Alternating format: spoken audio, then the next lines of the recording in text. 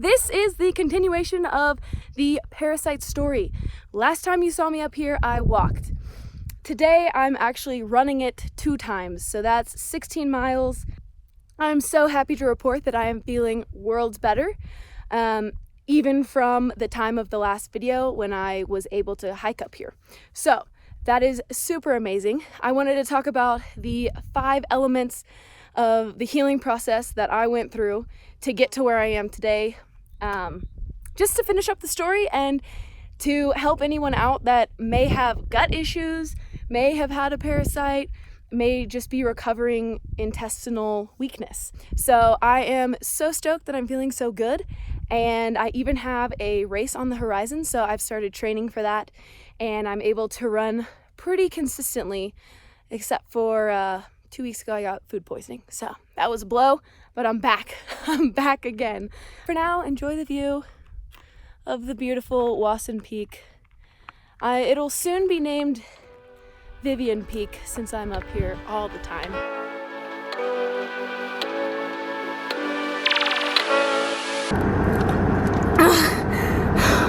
When you run out of water in the desert, you get pretty tired. Let me tell you that. Whew. One thing I started doing when I figured out it was gut health that was still the issue, I started buying purified water because I don't have a filter. It actually really did help. My body wasn't having to work as hard to filter out all those minerals, especially the Tucson water. But to catch you up, if you haven't already watched the Parasite video, part 1, I suggest you watch that to understand just the full story. But basically where I left off is I was in the ER. I was having these like really weird heart palpitations. Walking upstairs, I'd be completely winded, and even just sitting throughout the day, I was breathing really heavily. And my right leg actually ended up falling completely asleep, and then went into complete numbness, and then all this pain started emanating, and it felt like my leg was gonna like explode. So I went to the ER because anything dealing with the heart you need to pretty much take seriously. And at the ER we did an EKG, we did blood testing to see if there was any like clots or anything, x-rays, and tons and tons of other blood tests. And that night was a Friday night. I was in flight attendant training. Luckily we had a weekend break, but I ended up going home that night. They said, yeah, everything's just fine. And that night was really scary for me just because everything was not fine. That was very obvious. I thought we got rid of the parasite. I thought I was supposed to be good, but I'm still here really, really struggling. And at this point, it's kind of serious. I'm checking into the ER. I've never been to the ER in my life. So the next day, luckily, I received all of my results from the chiropractor that we took a couple weeks prior. And that included a food sensitivity test, a blood type test to see if I was A, B, O. And then also a glucose test, a fasting glucose test. And the results that came back were really telling.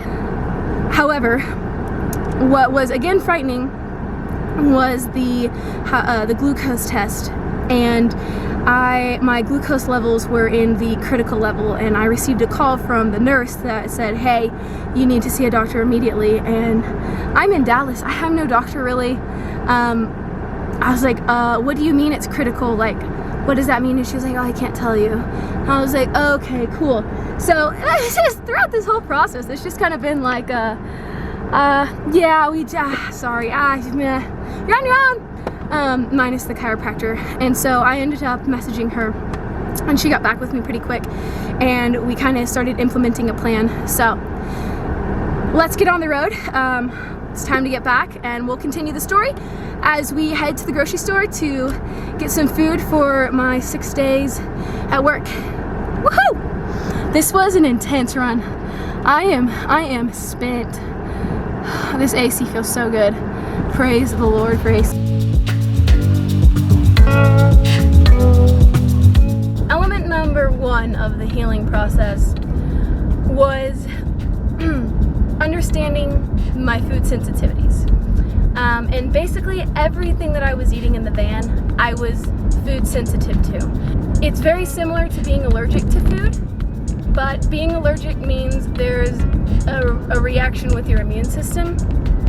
Being food sensitive means there's a reaction with your digestive system, and for me, my brain.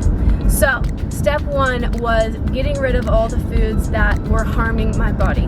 So that included bananas, olives, brown rice, corn, almonds, apples, lake trout, I don't really eat that, but cantaloupe, lemons, oats, rye, buckwheat, eggs, egg whites, egg yolks, the whole 9 yards, lamb, hops, rosemary, black pepper, green peppers, onions, celery, grapes, and cabbage. None of those for me. Instead, I like to focus on what I can have. So, turkey, beans, hummus, carrots, avocados, those are all things that I can have. Because there's so many things that I can't have.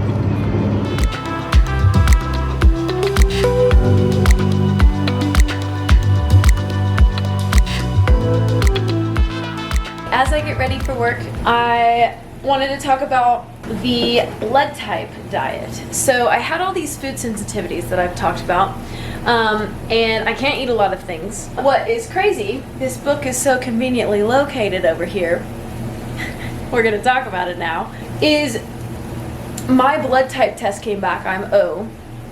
And basically what that means is, according to this book, I thrive off of a lot of meat, healthy fats, and not that many carbohydrates. So, this book was also very interesting to read because a lot of the food sensitivities I had and currently am still dealing with coincide with what they say to avoid, corn being number one. And what that means for me right now is that I'm trying to eat a lot more protein and limit my carbs. However, the glucose test came back, like I said, very critical levels. So I have hypoglycemia, which means that I have to eat sugar and carbohydrates consistently throughout the day to keep my blood sugar levels to keep my blood sugar level throughout the day. So, another thing that sugar does is it inflames the stomach, especially mine. I try not to eat a whole lot of refined carbs or sugar in general. Due to this new ailment, I've had to have a lot more sugar.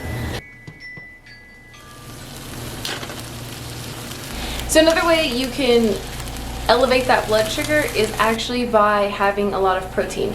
So I found that if I have a lot of protein, that can kind of keep me steady throughout the day, especially if I have the protein with the sugar.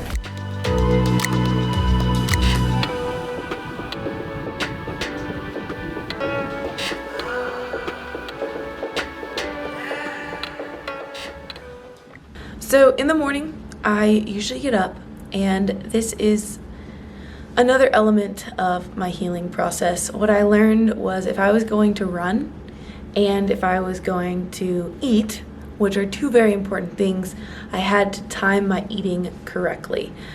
So I started intermittent fasting. Now, this has been shown, not proven scientifically, but it has been shown to help a lot of people who are hypoglycemic and who have digestive issues.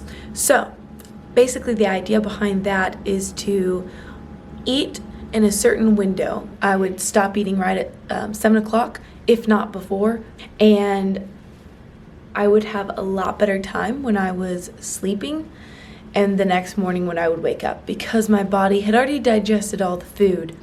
So in the morning, my food wasn't halfway digested and then had to come out of me quick.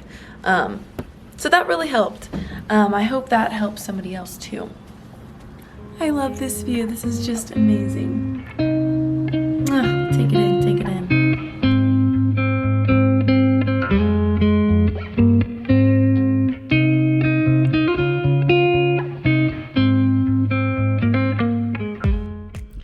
just in the hotel, looking at these mountains. Now we're in the mountains.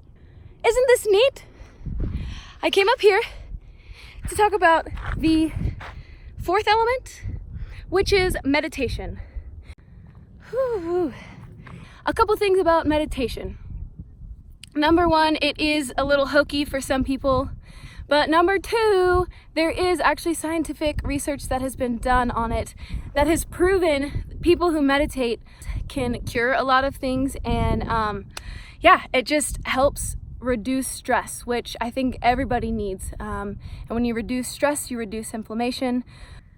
Deepak Chopra has a book that's really good, that really hits on a lot of meditation and the research behind that, along with many other just kind of holistic studies. I believe it's called Own Your Life. So I will link that below if I can find that, just so you know what I'm talking about. One thing that it really helped me with was my mindset. Some things I was struggling with as I had this illness and didn't know what was going on. I was obviously very frustrated. They usually bring you down and bring you into a negative hole. So in order for me to overcome that, I would sit down and I would take quite a few deep breaths usually and try and get over my frustration for whatever it was, whether it was not knowing what the heck was going on, or a lot of it was just having a heavier body. Everything was harder for me. And all bodies are beautiful and all bodies function well, but I knew mine wasn't functioning optimally. And so that frustrated me a ton. I would go out on runs and they would be absolutely miserable, and I'd again be frustrated. So I had a lot of anger and frustration within me that never helps with the healing process. It was really important that I took that time to really silence the negative thoughts in my head about really just towards my body, and kind of channel positive vibes, which, this is a little hippie, a little crazy and out there. One other thing I did also was visualize myself healthier. Again, we're a little hokey, a little hippie, a little out there, but this did help, not only to just see myself in a better light, so that I could really be hopeful and have a hopeful mindset. I highly recommend meditation, and there's nothing to it. It's literally just sitting and letting the thoughts flow through you and kind of observing the thoughts. You don't have to do anything. Even if you are thinking a ton of things, that's fine. If it's uncomfortable, that's fine. Get into a comfortable position, but it's letting your brain chill and accepting whatever thoughts are there and then letting them go. Releasing them in an objective way. Yeah, let's finish this run, and then I'm going to take you to San Jose, and we're going to go out by the pool, and I'm going to talk about the fifth and final element of this healing process, and then we don't have to talk about parasites anymore.